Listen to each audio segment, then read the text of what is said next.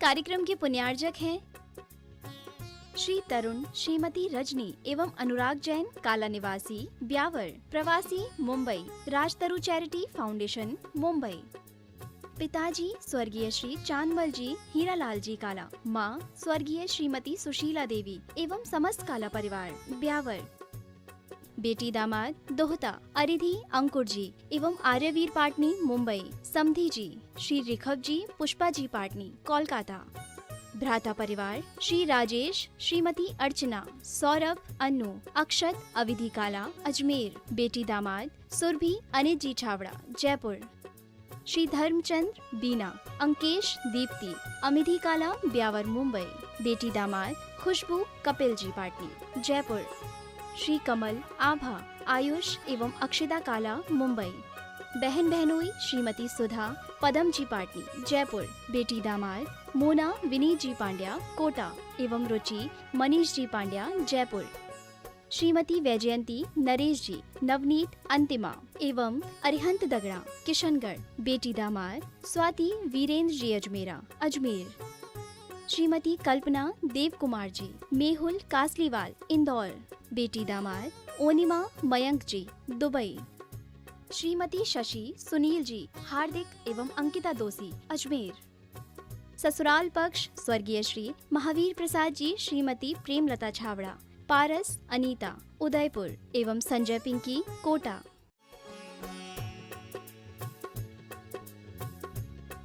तीर्थंकर बनना है, लेकिन सबको सब कुछ मालूम है। भरत चक्रवर्ती को मालूम है कि मुझे इसी भव में मोक्ष जाना है। शर्वाल सिद्धि से आए हैं, भगवान के समोषण में पूछ के आए हैं। चक्ररत्न की उत्पत्ति हुई उसी समय वो भगवान के समोषण में चले गए थे और उनको ज्ञात हो गया था कि मैं शर्वाल सिद्धि से आया हूं, मुझे इसी भव में मोक्ष जाना है, पक्का है, सब कुछ ज्ञात था। फिर भी जब निमित्त सामने आया तो उन्होंने ऐसा कुछ कर डाला जो एक तद्भव मोक्षगामी के लिए शोभा नहीं देता। इसी प्रकार वो तीर्थंकर प्रकृति का बंधक जानते हैं, तीर्थंकर बनूंगा, लेकिन जब सामने प्रसंग आता है, सामने निमित्त आते हैं, तो सब कुछ व्यक्ति भूल जाता है। निमित्त जैसा कराता है वैसा करना पड़ता है। द्रव्य, क्षेत्र, काल, भव, भाव आदि वहां के ऐसे ही हैं कि कितना भी समता परिणाम रखना चाहे, लेकिन वहां के वातावरण, वहां का नैमित्तिक परिणति इतनी विचित्र होती है कि वह ये सब भूल करके वही मार काट आदि परिणामों में लगा रहता है। अंदर अंदर पश्चाताप भी करता है। भरत चक्रवर्ती ने पश्चाताप भी किया, लेकिन संभाल तो नहीं पाए ना, ऐसा मानना चाहिए उनको। मुस्कान जैन, अशोकनगर। गुरुवर नमोस्तु। महाराज जी, इनकी जिज्ञासा है कि कई बार बच्चे छोटी छोटी समस्याओं को लेकर के बड़े बड़े कदम उठा लेते हैं और परिवार वाले समझ नहीं पाते इसने ऐसा क्यों कर दिया, आत्महत्या जैसी क्रियाएं भी। तो महाराज जी, इसमें बच्चे का पूर्व का संस्कार है या वर्तमान में माता पिता का संस्कार है? उसको माता पिता ध्यान नहीं दे पाए कि आखिर क्यों दुविधा में पड़ा हुआ है। हमारे लिए जो गार्जियन होते हैं उनको मनोवैज्ञानिक अध्ययन होना चाहिए। माँ को अपने बेटे का मालूम रहता है, वो बालक कुछ भी नहीं बोलता, फिर भी माँ बेटे की तकलीफ पसंद समझ लेती है। माँ को कैसे मालूम कि इसकी पसली में दर्द है, पसली की सिकाई चालू कर दे। तो वो देख करके परख करके होना चाहिए ज्ञान। इतनी सीमा तक क्यों पहुंच गया वो कि उसको सुसाइड करना पड़ा। उसकी यदि हम दशा को पहले समझ लेते, पहचान लेते, तो बचा सकते थे। कई बार तो परिस्थितियां ही उसको मजबूर करती। कौन मरना चाहता है, लेकिन जो परिस्थितियां हैं परिवार को शेयर करना चाहिए। माँ बाप को सबसे पहले बच्चों के प्रति इतना संवेदनशील होना चाहिए। इसलिए तो मैंने कहा था कि बच्चों के ऊपर कभी विश्वास नहीं करना, कभी विश्वास नहीं करना।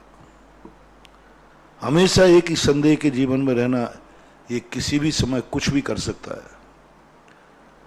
तुम इतने अंधे विश्वास हो जाओ मेरा बच्चा है, मेरा बच्चा तो कुछ कर ही नहीं सकता, मेरे बच्चे से गलती हो ही नहीं सकती। तो ये अंधा विश्वास नहीं।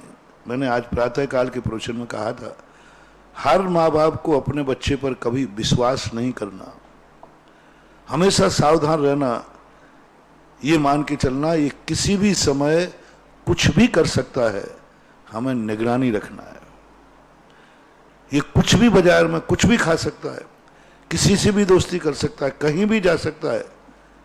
तो मत समझो कि तुम्हारा बच्चा है, वो अपने आप में कोई इंसान भी है, वो खुद अपने आप में कुछ भी सोचने की क्षमता रखता है।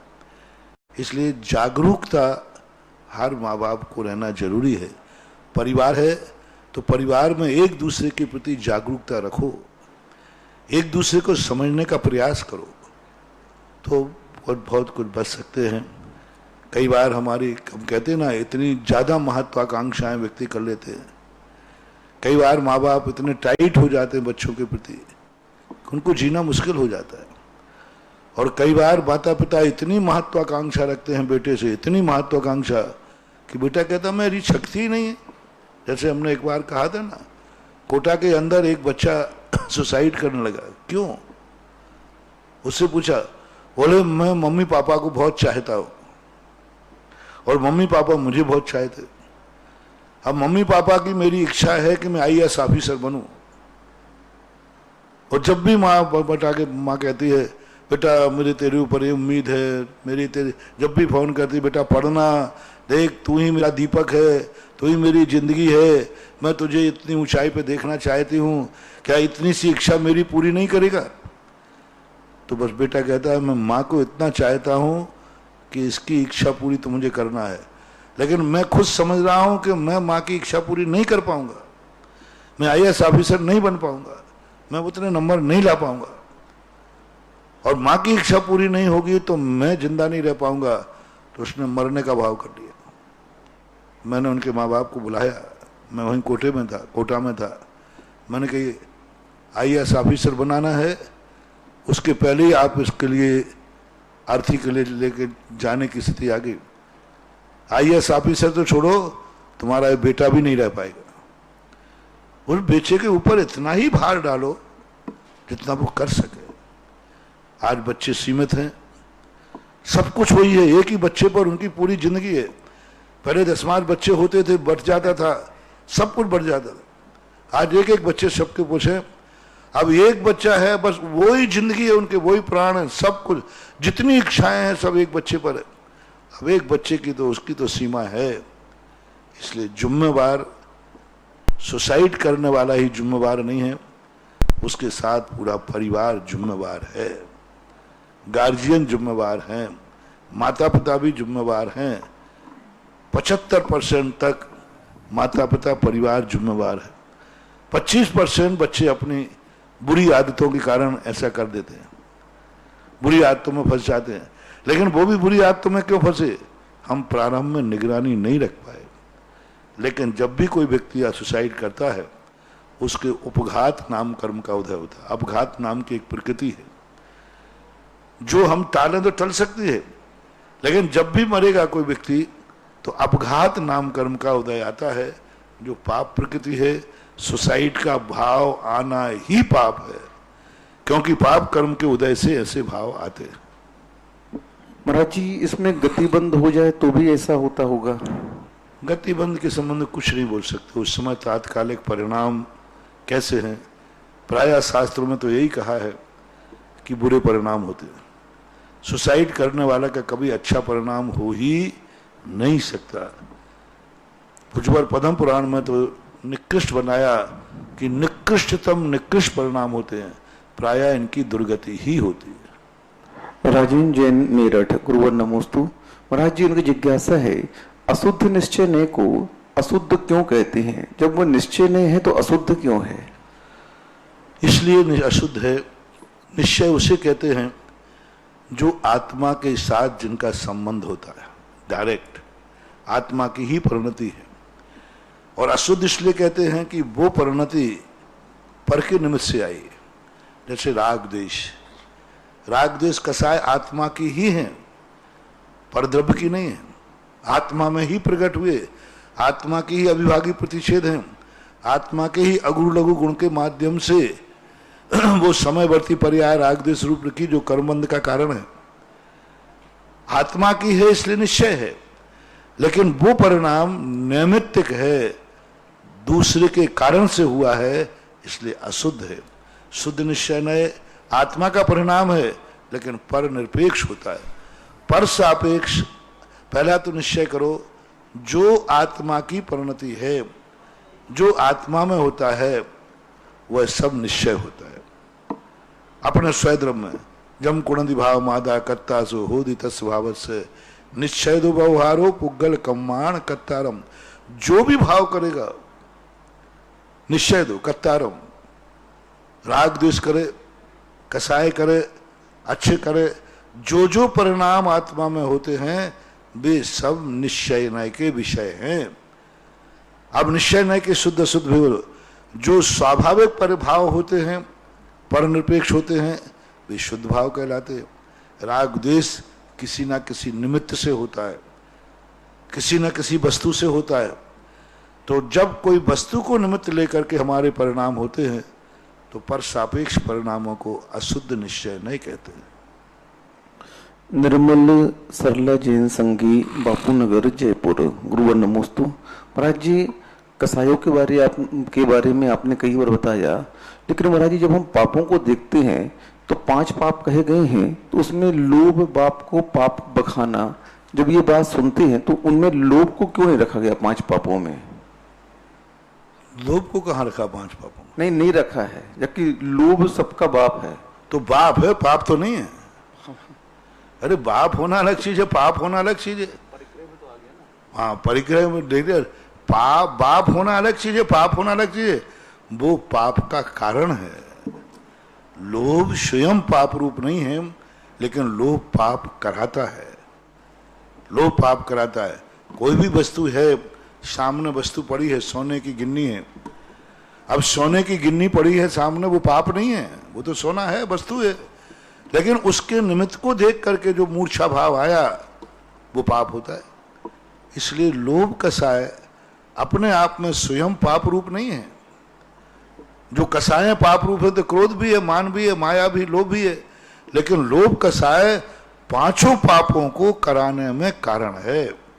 लोभ के कारण व्यक्ति हिंसा करता है, झूठ बोलता है, चोरी करता है, तो वहां कारण रूप में प्रस्तुत किया गया है। लोभ को कारण रूप में प्रस्तुत किया। बिना लोभ के व्यक्ति पाप नहीं कर सकता। इसलिए कारण मानना और कार्य मानना, 5 पाप कार्य हैं, लोभ आदि कसाएं कारण हैं। जैसे बाप, इसलिए कहा उन्होंने पुत्र और बाप दोनों एक नहीं हो सकते, लेकिन पिता के बिना पुत्र की उत्पत्ति नहीं हो सकती। बड़ा कौन है? पिता, क्योंकि उसके बिना पुत्र की उत्पत्ति नहीं हो सकती। इसी प्रकार ये जो 5 पाप हैं, ये लोभ कसाय के बिना नहीं हो सकते। जब तक लोभ कसाय भाव नहीं जागेगा, उसके अंदर पाप का भाव आएगा नहीं। इसलिए वहां लोभ कारण रूप में प्रस्तुत की गई है, इसलिए उसको पाप में नहीं रखा गया। कारण अलग चीज है, कार्य अलग चीज है।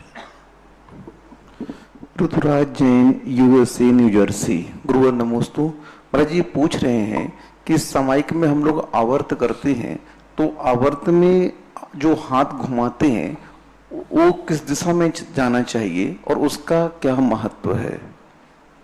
अपने आप में जैसे अपन परिक्रमा लगाते हैं तो परिक्रमा के रूप में यूं हाथ घुमा देते हैं, तो परिक्रमा के रूप में उसका अर्थ होता है सब तरफ से, असमन्तात परि, चारों तरफ से मैं हाथ घुमा रहा हूं, मन से, वचन से, काय से, कृत कार्य अनुमोदना से, द्रव्य गुण पर्यायों से, सब तरफ से प्रभु मैं तुम्हें नमस्कार करता हूं।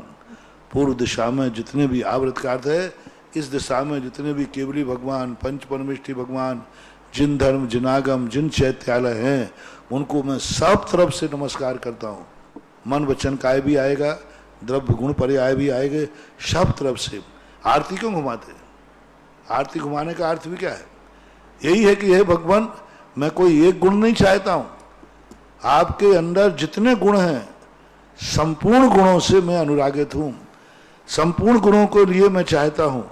इसलिए घुमाने की जो परंपरा है, ऐसे हम लोग भी पीछे को घुमाते हैं, भगवान की वंदना करते हैं, तो हम लोग आरती तो ले नहीं सकते, हम लोग पीछे घुमा करके भगवान की वंदना करते हैं, आवृत भी हम लोग भी करते हैं।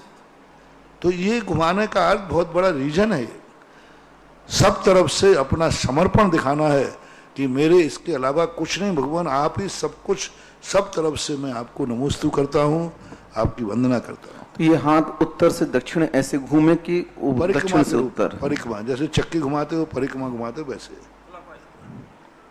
श्रीमती रजनी जैन लोहाड़िया, राजपथ मानसरोवर जयपुर। गुरुवर नमोस्तु। महाराज जी, इनका प्रश्न है कि पुष्पदंत भगवान से लेकर के धर्मनाथ भगवान तक धर्म का विच्छेद रहा, और कहते हैं कि उसके बीच में कई कूड़ा कूड़ी महाराज मुनि मोक्ष गए, तो उस समय श्रावक भी रहे होंगे महाराज जी, फिर धर्म का विच्छेद कैसे हुआ? तो यहाँ से मोक्ष गए, यहाँ से मोक्ष नहीं गए, यहाँ से तो नहीं जा सकते। जिस समय धर्म का विच्छेद था उस काल में कभी भी मुनिराज मोक्ष नहीं गए। जो अपने सम्मित शिखर की वंदनाओं में लिखा है वो उतने काल का लिखा है जिस समय लोप नहीं हुआ था। जैसे मान लो सुबोधिनाथ भगवान है, शीतलनाथ भगवान, तो एकदम लोप नहीं हो गया। सुबोधिनाथ भगवान थे तब तो था, उसके बहुत वर्षों तक, लाखों वर्षों तक चला, लाखों वर्षों तक चला सुबोधिनाथ के समय वो काल। और फिर नहीं, फिर शीतलनाथ तो कई लाखों के बाद आए। मान लीजिए समझने के लिए, सुबोधिनाथ और शीतलनाथ भगवान का काल, अभी फिक्स काल देख लेना, 10 लाख वर्ष का अंतराल है। तो 10 लाख अंतराल में 2 लाख 3 लाख तो धर्म चला, बाद में 5-6 लाख में खत्म हो गया। तो ऐसा नहीं कि भगवान के मोक्ष जाते तुरंत खत्म हो गया। जब तक उनका धर्म काल चला एकदम कोई धर्म खत्म नहीं होता। सुबोधिनाथ के बाद लाखों वर्षों तक धर्म चला, लेकिन वो शीतलनाथ भगवान तक नहीं चल पाया, उसके बीच में विच्छेद को प्राप्त हो गया, उस काल में मोक्ष चले जाते हैं।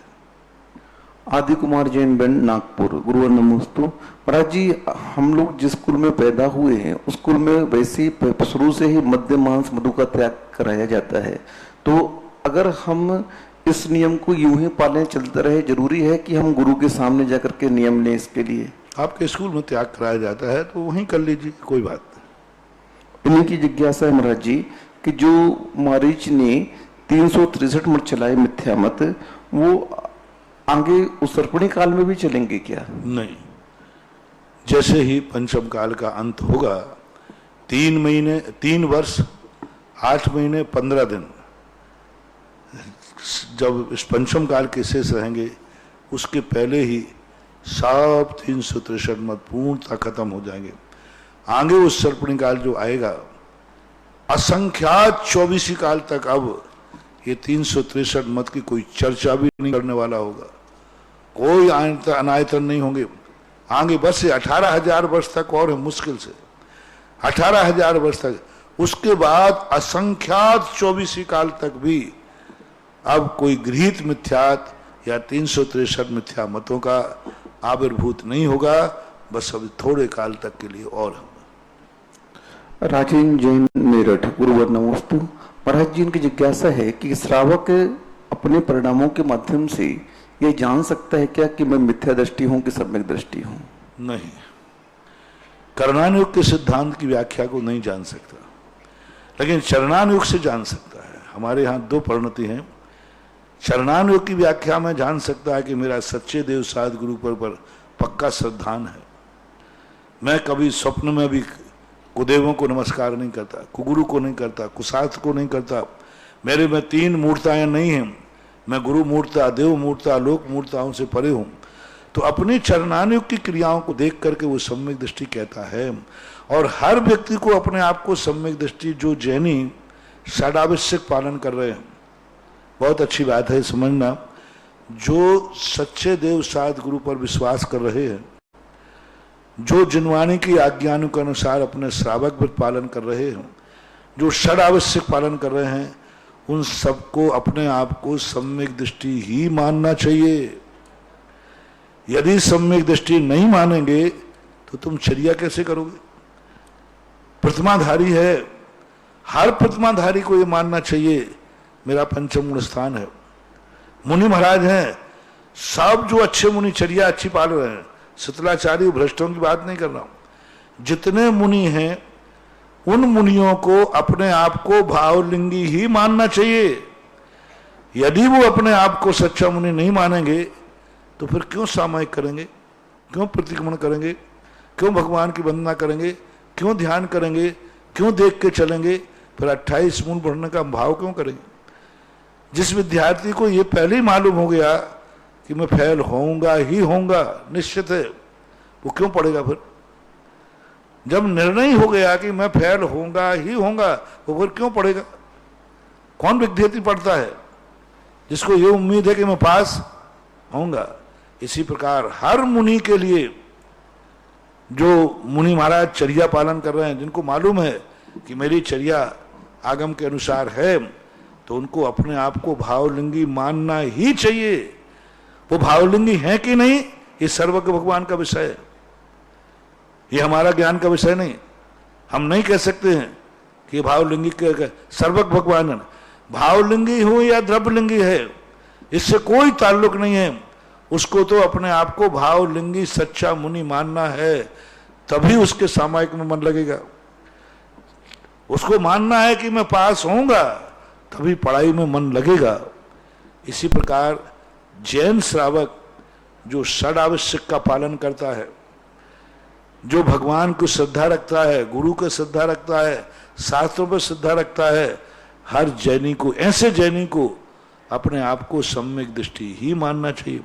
हाँ, जो नाम का जैनी है, अभिषेक पूजन नहीं करता, स्वाध्याय संयम तप नहीं करता, 6 आवश्यक पालन नहीं करता, देवसाद गुरु के प्रति भी श्रद्धा नहीं है, देवसाद गुरुओं को नहीं मानता, पूजा पाठ को नहीं मानता, पूजा पाठ है, गुरुओं को नहीं मानता, पंचम काल में गुरु नहीं है,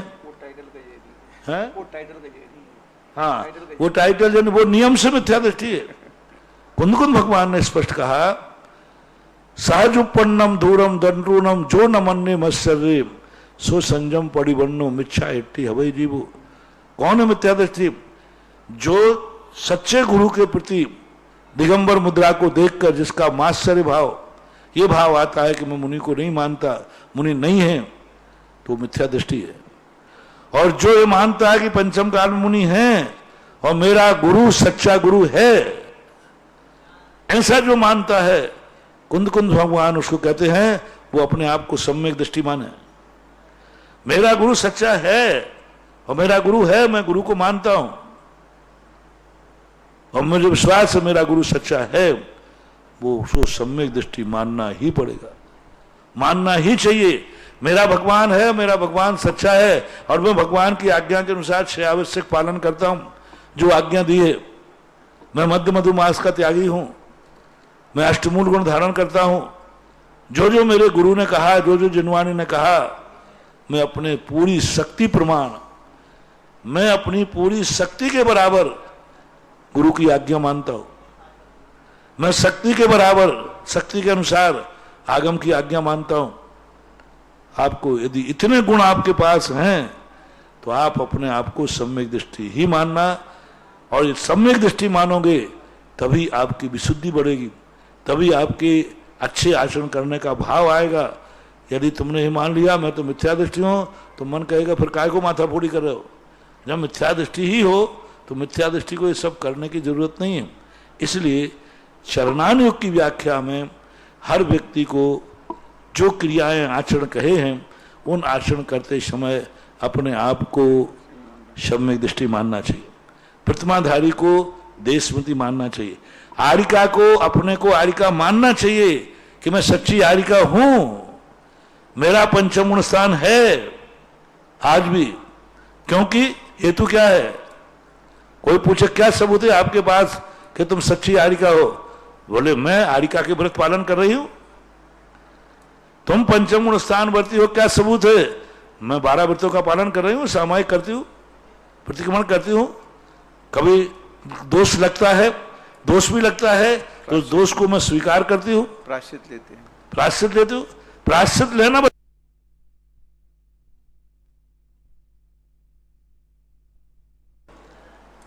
थोड़ी सी दोष हो जाने पर मन में ग्लानि भाव आना बता रहा है कि सम्यक दृष्टि हो, ऐसा मानना चाहिए।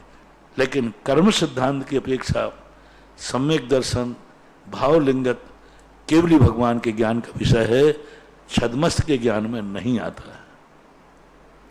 वैभव जैन काला सूरत, गुरुवर नमोस्तु। महाराज जी, इनकी जिज्ञासा है कि तीर्थंकरों के जो अष्ट प्रातिहार होते हैं, वे अष्ट प्रातिहार महाराज जी, उनका महत्व श्रावक के जीवन में कितना होता है? बहुत हमने बता दिए, कभी और बता देंगे। आठों प्रातिहारे तीर्थंकरों के जितने गुण होते हैं, एक एक गुण आपके लिए बहुत सगुण है, मंगल है, निमित्त है। भगवान की वंदना करना अलग चीज है, और भगवान को पूरे गुणों के साथ होना। मैंने एक बार कहा था, वही राजा राज चिन्ह से रहे थे, मांगलिक नहीं है। वही राजा राज चिन्ह से सहे थे तो मांगलिक है। दूसरी बात मैं आपको समझा देता हूं, एक पुलिस वाला जनरल ड्यूटी पे नहीं है और सामान ड्रेस पहने हुए है, उसका उतना बड़ा महत्व नहीं है। और एक व्यक्ति वही पुलिस वाला ड्रेस पहने है, ड्रेस चिन्ह सहित है, उस पर अपराध करना बहुत बड़ा अपराध है। जब वो ड्रेस में नहीं था तब आपने उससे झगड़ा कर लिया, सामान धारा लगेगी। लेकिन ड्रेस में पहना है और उस समय आपने उससे झगड़ा कर लिया, आपको जमानत भी नहीं होगी। बस ऐसे ही यहां माना जाता है, सामान भगवान का ध्यान करना मोक्ष के लिए कारण है। भगवान के द्रव्य गुण पर्यायों का चिंतन करना मोक्ष के लिए कारण है। लेकिन तुम गृहस्थ हो, तुम्हें संसार भी चाहिए, धन दौलत भी चाहिए, परिवार भी चाहिए, परिवार की सुख समृद्धि चाहिए, तुम्हें चाहिए सगुण, तुम्हें चाहिए अष्ट प्रातिहार से युक्त भगवान। इसलिए आप लोगों की पूजाओं में, आप लोगों की क्रियाओं में कहीं सिद्ध भगवान की पूजा नहीं कही, सिद्ध भगवान की भक्ति नहीं कही, और हम लोगों को सबसे ज्यादा सिद्ध भगवान की कही। हर क्रिया में सिद्ध भगवान, क्योंकि हम लोगों को संसार नहीं बसाना है, हम लोगों को संसार मिटाना है। इसलिए उनका तुम सिद्धों का ध्यान करो। और गृहस्थ के लिए जितनी तुम्हारी देव साहित्य गुरु की पूजा लिखी, सब में अरहंतों का वर्णन है।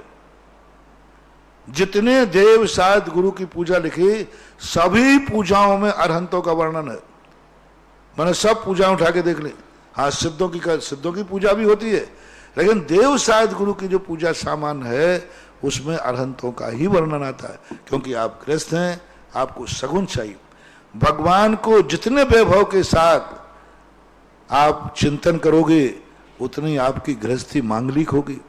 भगवान अकेले खाली बैठे हैं और भगवान एक सोने की वेदी के सिंहासन पर बैठे हैं, भगवान के ऊपर छत्र लगा है, उसकी अलग चीज है। नहीं, इसका श्रावकों के जीवन में क्या महत्व है महाराज जी? कह रहा हूं ना, मांगलिक सगुण। भगवान छत्रयुक्त दर्शन करना बहुत बड़ा मांगलिक है।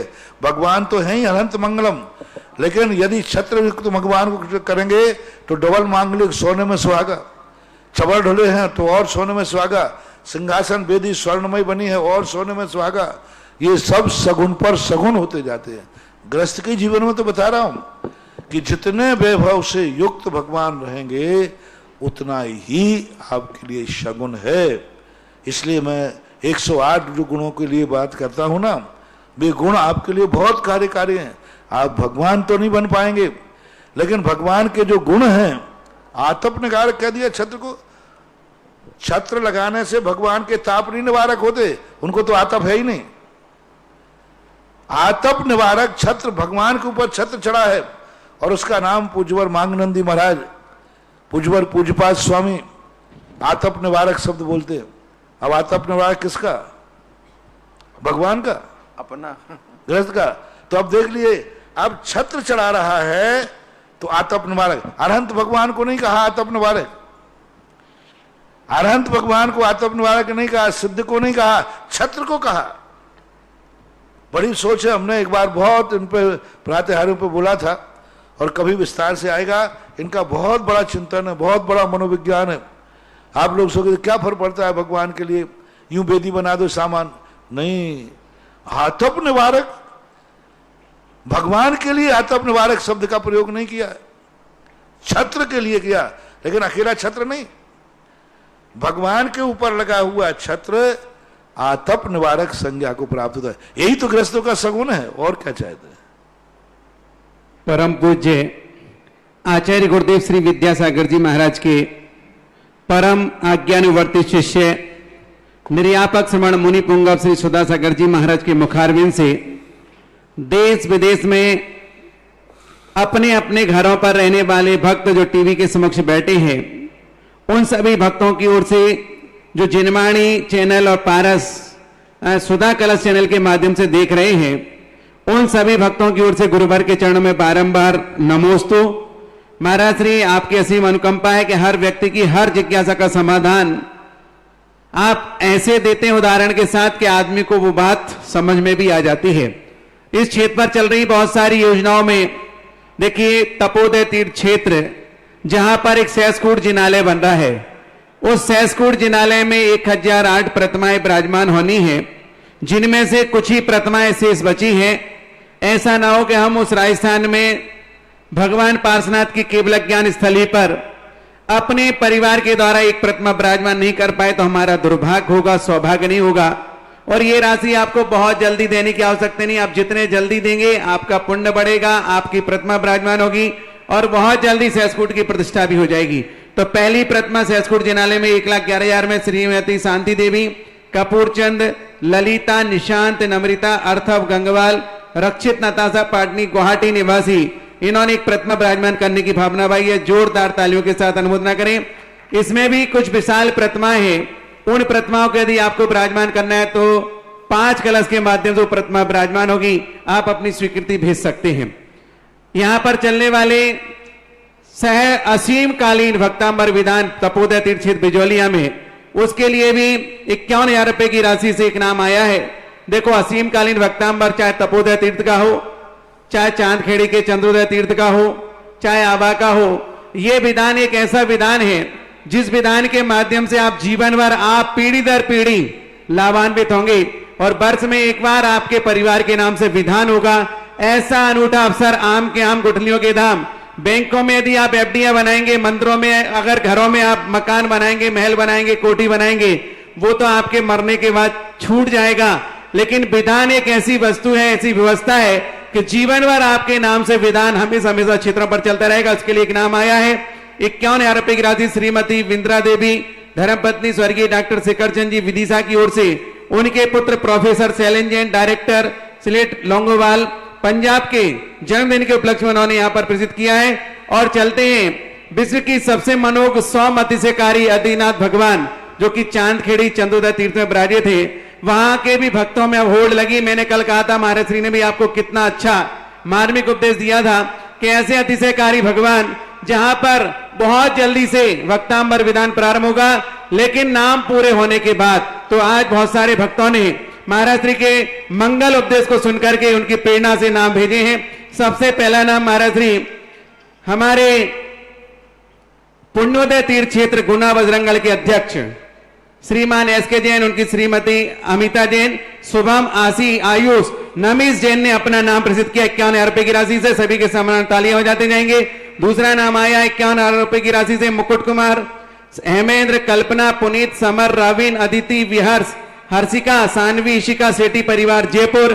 तीसरा नाम आया है राजकुमार जैन, श्रीमती अभिलाषा जैन, श्रीमती सरोज जैन, अपूर्वा, अमन जैन, आसाम वाले खुरई निवासी, आसाम प्रवासी। इन्होंने 25वीं शादी की सालगिरह के उपलक्ष्य में, देखो कितनी अच्छी बात है, आप बच्चे की सालगिरह मनाते हैं, आप अपनी शादी की सालगिरह मनाते हैं, उसके उपलक्ष्य में भी चाहें तो उन तिथि में, उन तारीखों में आप विधान करा सकते हैं। अगला नाम आए इंजीनियर काजल, श्रीमान सनत, प्रतिभा, मीनल, आदित्य, प्रभाबाई, भोपाल।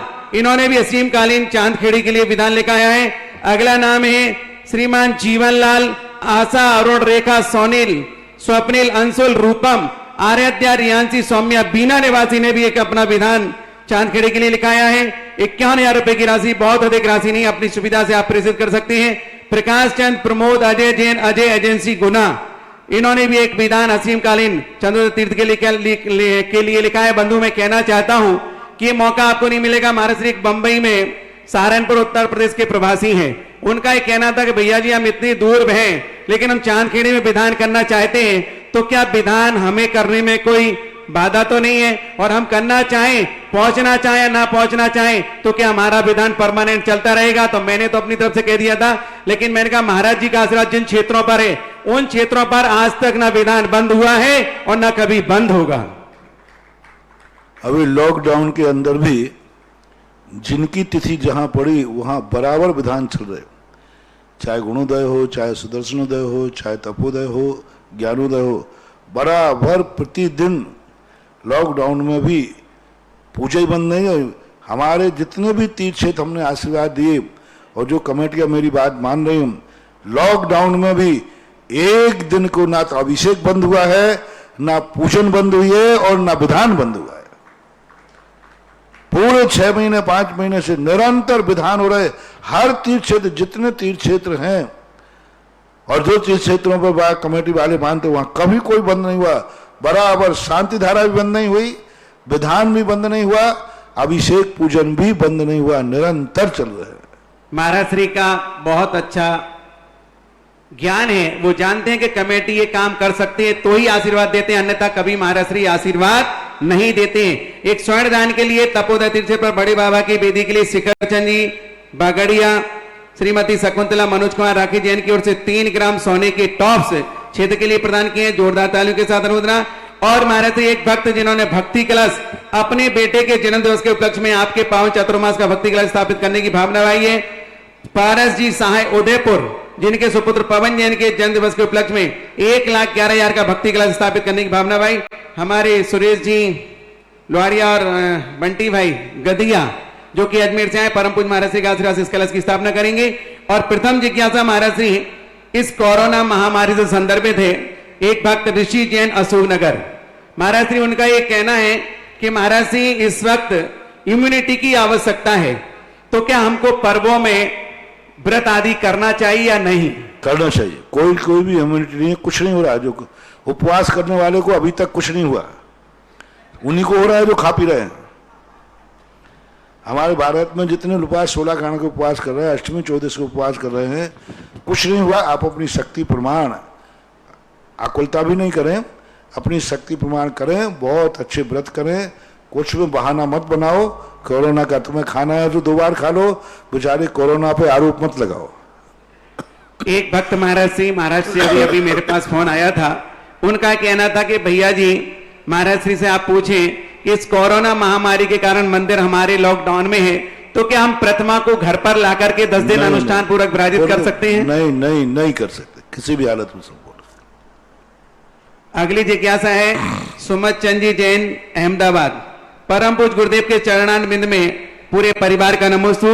महाराज श्री चारित्र मोहिनी कर्म के वजह से संयम धारण करने के भाव नहीं हो रहे हैं, दूसरी ओर परिणामों में इतनी विशुद्धता है कि सम्यक दर्शन की स्थिति बन रही है, यह अवस्था कैसे बन सकती है? कृपया समाधान करें। अब ये तो आपके ऊपर, स्वयं के परिणामों के ऊपर आश्रित है। वातावरण तो जैसा बनना है वैसा बनेगा। पंचम काल का आपकी दृढ़ता चाहिए। निमित्त तुम्हारे अनुसार नहीं चलेंगे। आपको अपने उपादान को इतना मजबूत करना है कि निमित्त तुम्हें प्रभावित न कर पाए। हमेशा संसार में हर व्यक्ति अपना प्रभाव देखता है। निमित्त अपना प्रभाव जमा रहा है, उपादान अपना प्रभाव जमा रहा है। अपने उपादान में दृढ़ता है तो निमित्त कुछ नहीं कर पाएगा।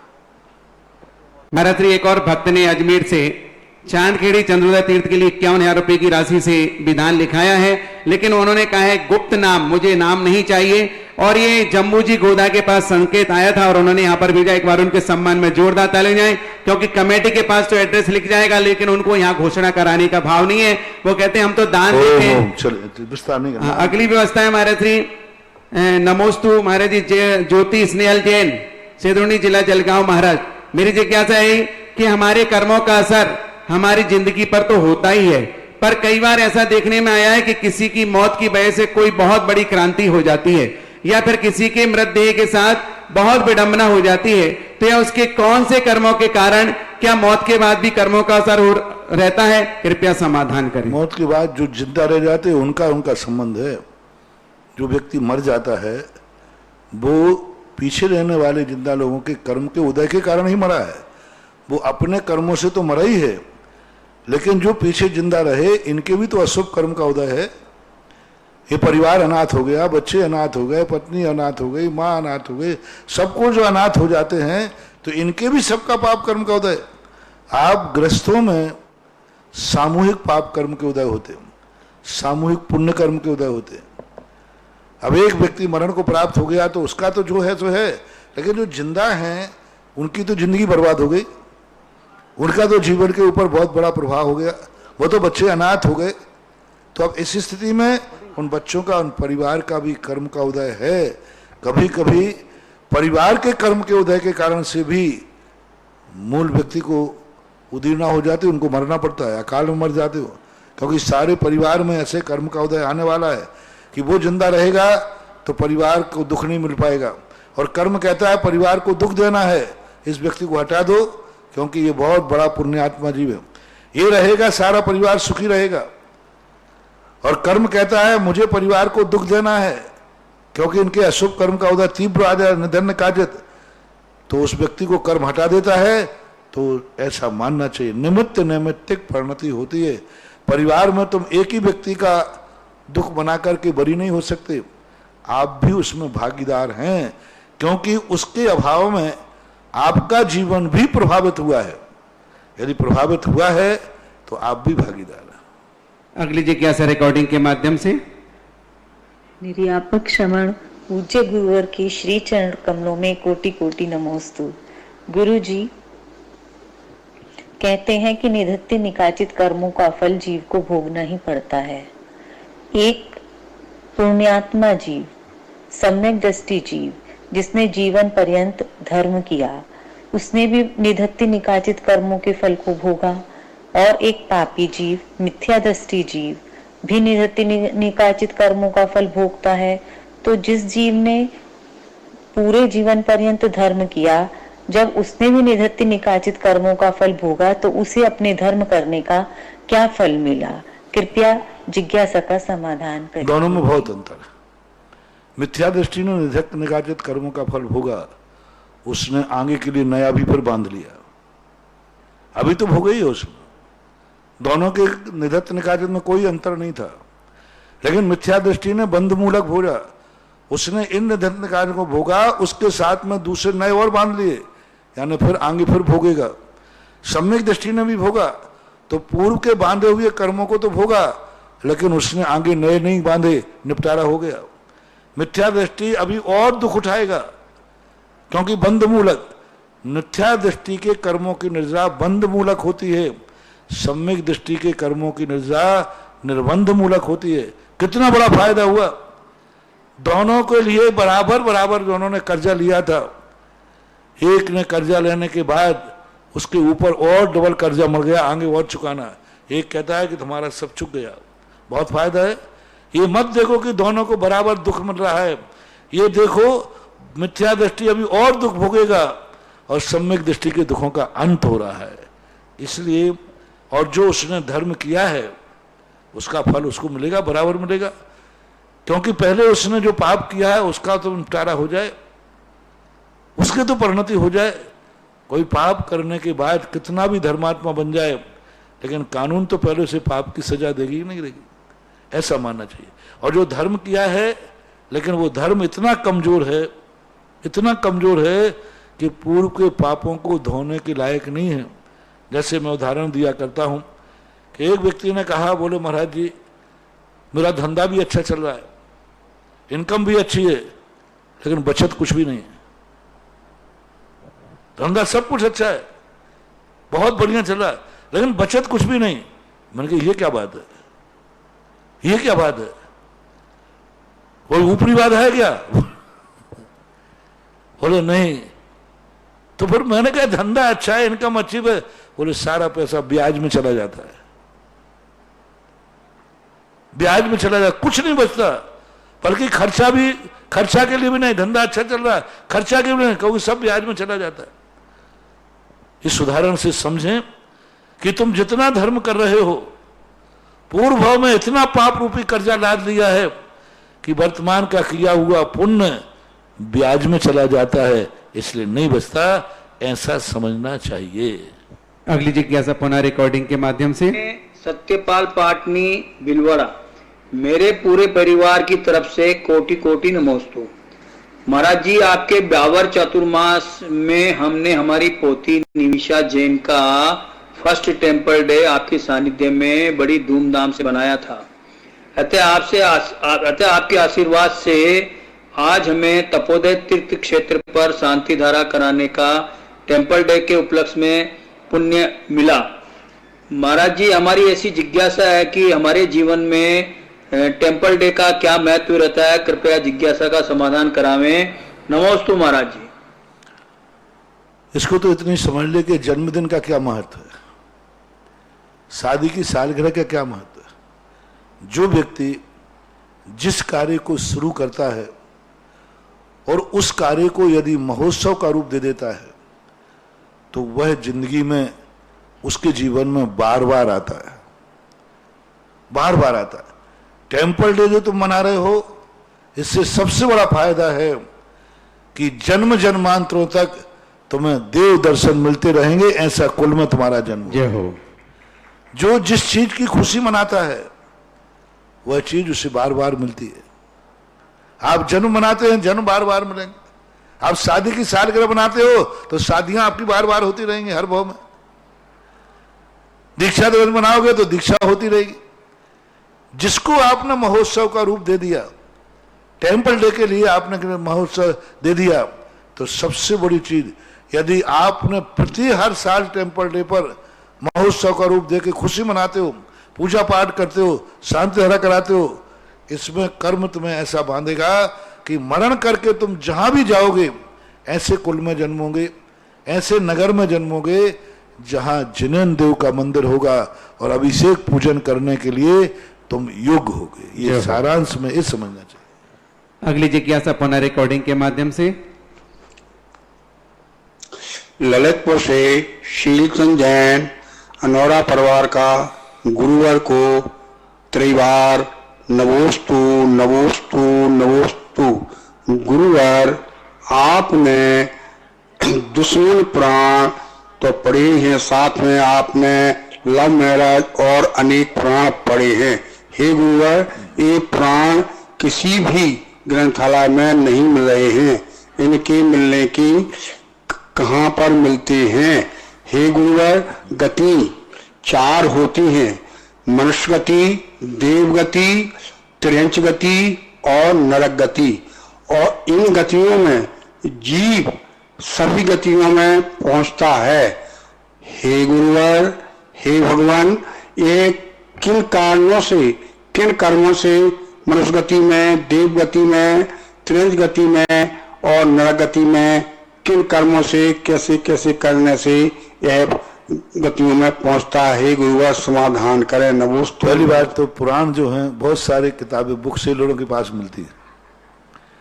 उन्हीं पुराणों में से पढ़ने के बाद इतने पुराण निकलते हैं। हमारे आचार्यों ने जो कथन किया वो सूत्र रूप में निकला। एक गेहूं का बीज बोते हैं, एक सरसों का दाना बोते हैं, उस सरसों के दाने में कितने दाने निकलने की योग्यता है? आपने कभी सरसों का पेड़ देखा होगा? एक सरसों का दाना बोते हैं, कितने सरसों के दाने उसी सरसों में से निकले हैं। एक आम का पेड़ लगाते, एक गुठली लगाते हो, उसमें से कितने आम के पेड़ निकलते हो, फल निकलते हैं। बस जितने हमारे आचार्यों ने पेड़ लिखे, शास्त्र लिखे हैं, ये बीज हैं। हम उन बीज को अच्छी तरह से बोते हैं, उनको बढ़िया परिणामों के माध्यम से खाद देते हैं, सुरक्षा करते हैं, तो उन्हीं में से ये सारे पुराण निकल आते हैं।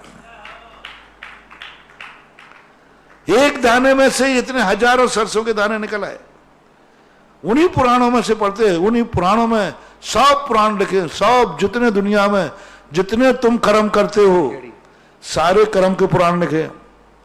दुश्मन पुराण लिखा, गृहस्थ पुराण लिखा, माता पिता पुराण मिला, पति पत्नी पुराण मिला, लैला मजनू पुराण ये सारे पुराण उनमें सब लिखे हुए। बस वो निकालने वाली बात है, लोग बीज को ही खा जाते हैं तो आगे उनको ये प्राण नहीं मिल पाते हैं। जो बीज को बोते हैं, अपने परिणामों से चिंतन करते हैं, उन गाथाओं को पढ़ करके सोचते हैं, उन्हीं में से निकलते हैं ये नाना प्रकार के पुराण। इसलिए जो पुराण आपको विक्षेलों में मिल रहे हैं, उन्हीं पुराणों में ये सब हैं। अब आप खेती करके नहीं जानो तो मैं क्या करूं। दूसरी बात है, गत्यागति के संबंध में बहुत बड़ा प्रश्न है। सामान्य रूप से यही है, देवगति जो मिलती है वह अपने आप में सराग, संयम, तप आदि, बाल तप आदि जो शुभ क्रियाएं हैं, षड आवश्यक आदि, ये सबसे देवगति मिलती है सामान्य रूप से। और सबसे बड़ी चीज, परिणामों की मंदता से, तेजोलेस्या के माध्यम से देवगति आदि में जन्म होता है। ये सामान्य कारण है। नरक गति बहवारम परिग्रहत्वम नारकस्य, बहुत प्रकार के आरंभ परिग्रह में रुचि रखना नरक का कारण है। मार्दव का स्वभाव मार्दुम च, अल्पारंभ परिग्रहत्वम मानुषस्य, कम से कम आरंभ परिग्रह में काम चलाना। एक लोटे से हाथ धुलते हैं तो आधे लोटे से धोना, कम से कम आरंभ परिग्रह करना, तो यह मनुष्य गति का कारण है। विनयशील होना मनुष्य गति के बंध का कारण। माया त्रयज्ञो से, निरंतर मायाचारी के परिणाम बनाए रखना त्रियंच के कारण है। तत्वार सूत्र के अंदर चारों गतियों के बंध के कारण में सूत्र रूप में दिया है ऐसा। बहुत सारे भक्तों ने और महाराज जी का जैसे ही आशीर्वाद और उनके मुखारविंद से सुना, तो जो सहारनपुर निवासी थे, मुंबई प्रवासी, उन्होंने भी अपनी स्वीकृति भेजी। विनोद जैन, शशि जैन, रुचिर, झिलमिल, गुनगुन, ऋत्विक जैन, सहारनपुर निवासी, मुंबई प्रवासी, इन्होंने चांद खेड़ी चंद्रोदय तीर्थ के लिए विधान लिखा है। जोरदार तालियों के साथ अनुमोदना। एक विधान बिजौली तपोदय तीर्थ क्षेत्र के लिए आसीमकालीन 51 रुपए की राशि। उत्तम, उत्सव, उमंग, बड़जैत्या, नित्या, प्रथम, सुधी जैन, शीतल ज्वेलर्स कोटा निवासी ने भी अपनी स्वीकृति यहाँ प्रेषित की है। जोरदार तालियां। स्वर्ण दान के लिए बड़े बाबा की विधि के लिए 5100 रुपए की राशि श्रीमान सुधीर, नीता, संतोष, हर्षित, रानी लाल परिवस कोटा वालों ने प्रेषित की है। अगली जिज्ञासा पुनः रिकॉर्डिंग के माध्यम से। नमोस्तु महाराज जी, मैं आदित्य जैन 9 वर्ष का ललितपुर में रहता हूँ।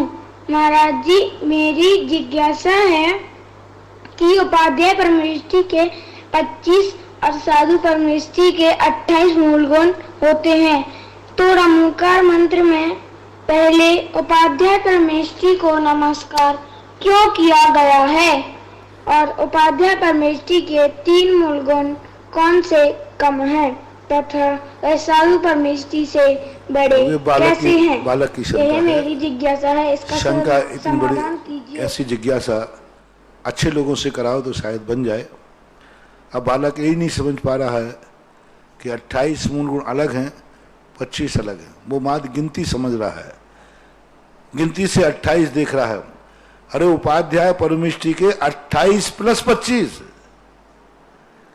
कम मत करो 3 गुण। 28 तो उनके हैं ही, उनमें तो कोई कमी होती नहीं है। 25 के लिए और भी जो मिलता है, हालांकि ये मूल गुणों के संबंध में कोई आगमों में चर्चा नहीं है। प्राचीन आगमों में कहीं भी आचार्य उपाध्याय के मूल गुणों के संबंध में ऐसी कोई चर्चा मूल आचार्यों ने नहीं की। कुंदकुंद भगवान ने कहीं भी आचार्य का नाम लिया, लेकिन कहीं आचार्य परमेष्ठी के 36 मूल गुणों का वर्णन नहीं किया।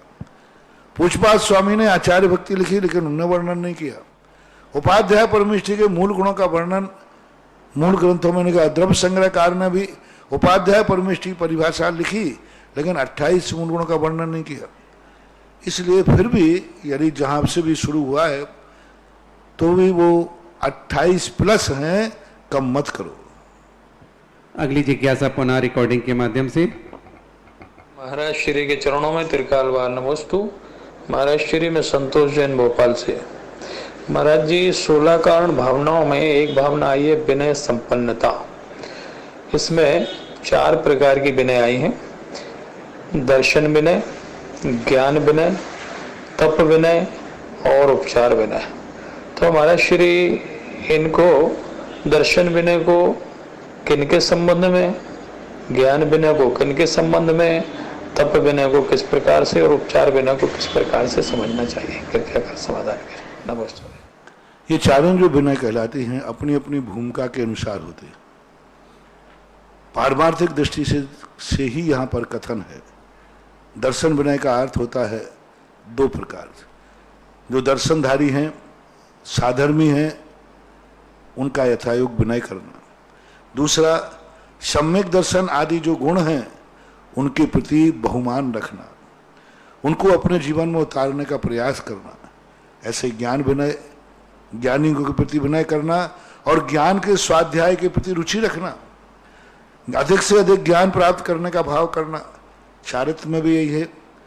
चारित्रधारियों की विनय करना और स्वयं जो व्रत नियम लिए हैं उनको पालन करने में जागरूक रहना, बहुमान रखना और चारित्र में वृद्धि करने का भाव करना। उपचार विनय कहलाती है लोक व्यवहार की विनय। जैसे बाहर से गुरु महाराज आते हैं, उठ के खड़े होना, नमोस्तु करना, उनको आगे करना, सत्कार पूर्वक एक सामान। लोक व्यवहार में यदि आप साधर्मियों में लगाते हैं तो कोई बाधा नहीं, लगा सकते हो। शुरुआत संस्कार घर से भी पढ़ सकते हैं, लेकिन चूंकि यहाँ धार्मिक प्रसंग है इसलिए पारमार्थिक पात्रों के संबंध में इन विनयों को लगाना चाहिए। अगली जिज्ञासा श्रीमती सुधा पटवारी बिजोलिया। गुरु भगवान के चरणों में कोटिशय नमन। महाराज जी, धार्मिक क्रियाएं जैसे अभिषेक, पूजन, विधान, चौका लगाना आदि, तो इनसे पुण्य कर्म तो मिलता है, पुण्य का बंध तो होता है। क्या इससे पूर्व पाप कर्म की निर्जरा भी होती है? नियम से ऐसा कोई भी पुण्य कर्म, कोई भी पुण्य की क्रिया करता है, नियम से पापों का क्षय होता है। कोई भी पाप क्रिया करता है, नियम से पुण्य का क्षय होता है। दोनों में लगाना। जब कोई व्यक्ति पाप करता है तो नियम से समझना उसका पुण्य घट रहा है, पुण्य क्षय को प्राप्त हो रहा है। बिना पुण्य के क्षय के पाप नहीं कर सकता। इसी प्रकार कोई पुण्य की क्रिया कर रहा है, नियम से पाप घट रहा है, पूर्व में बंधे हुए पाप की क्षय होता ही है। जहां जहां पुण्य की क्रियाएं हैं वहां वहां पाप का क्षय, पूर्व में बांधे हुए कर्मों का क्षय भूमिका के अनुसार नियम से होता है। नियम बनाना ना, ऐसी कोई पुण्य की क्रिया नहीं है जिसमें अशुभ कर्मों का क्षय नहीं होता हो, क्योंकि ये नियम ही है। और ऐसे कोई पाप की क्रिया नहीं है जिसमें पुण्य का क्षय नहीं हुआ, तो पुण्य का घाटा होता ही होता है।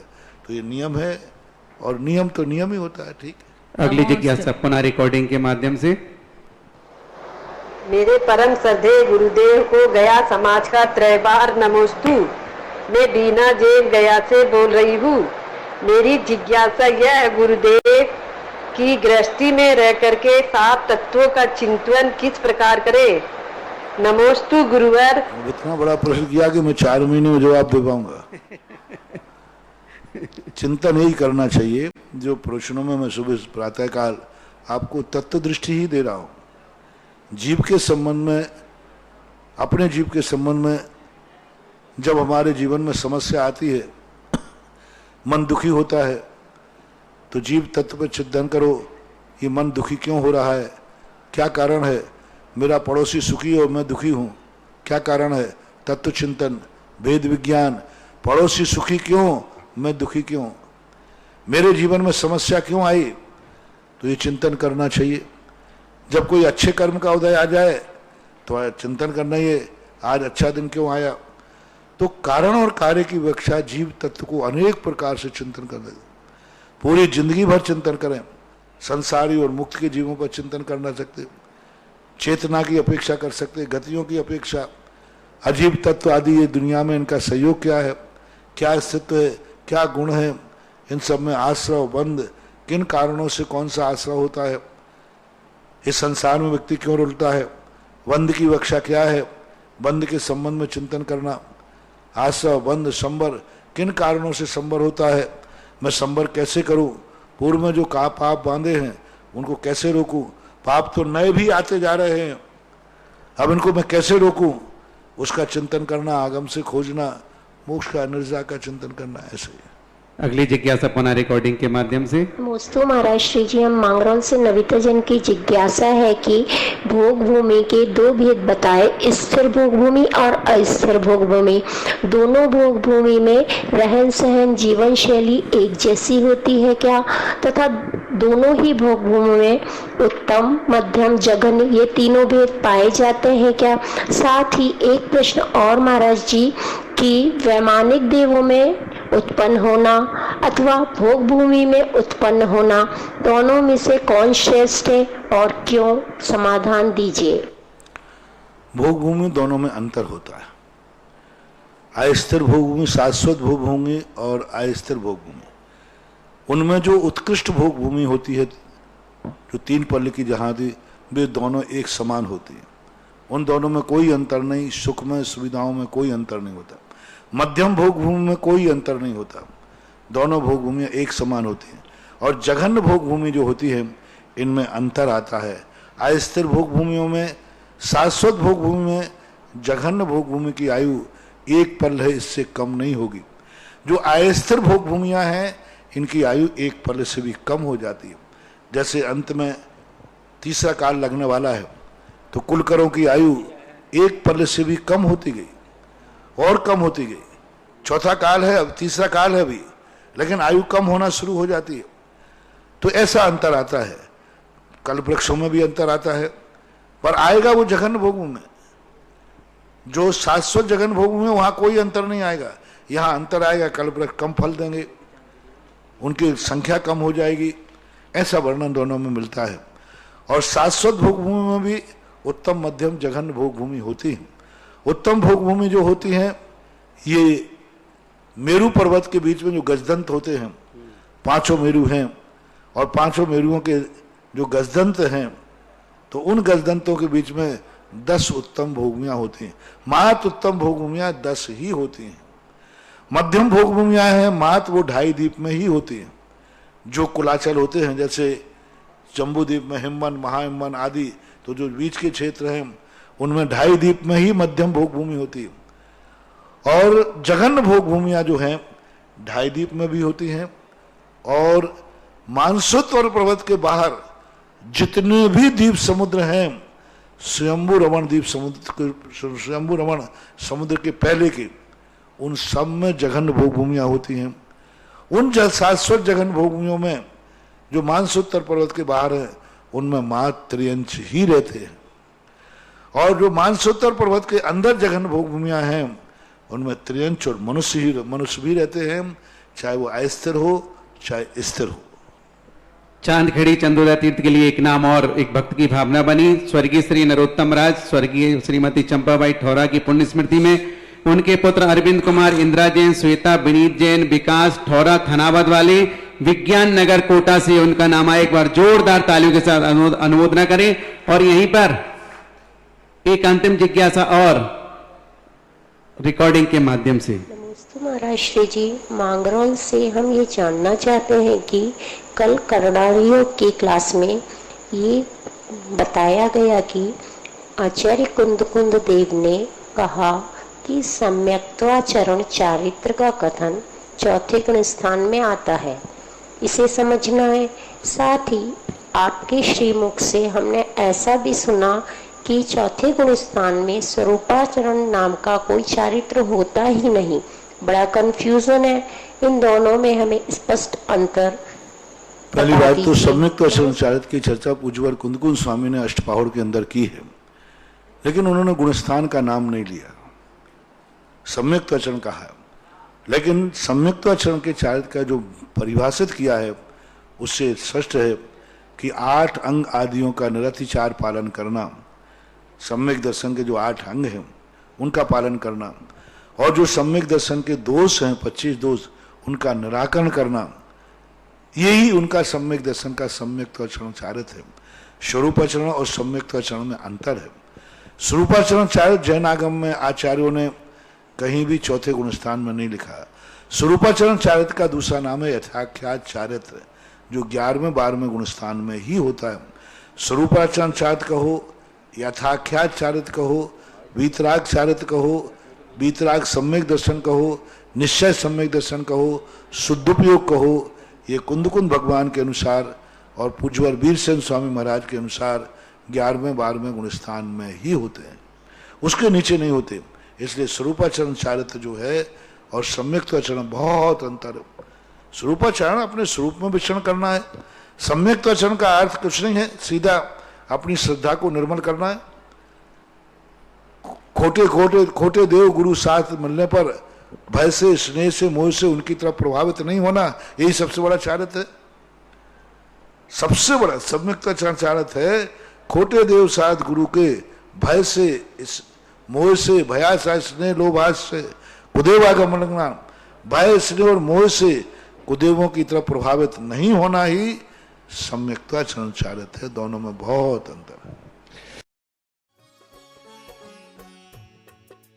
इस कार्यक्रम के पुण्यार्जक थे श्री तरुण, श्रीमती रजनी एवं अनुराग जैन, काला एवं समस्त काला परिवार।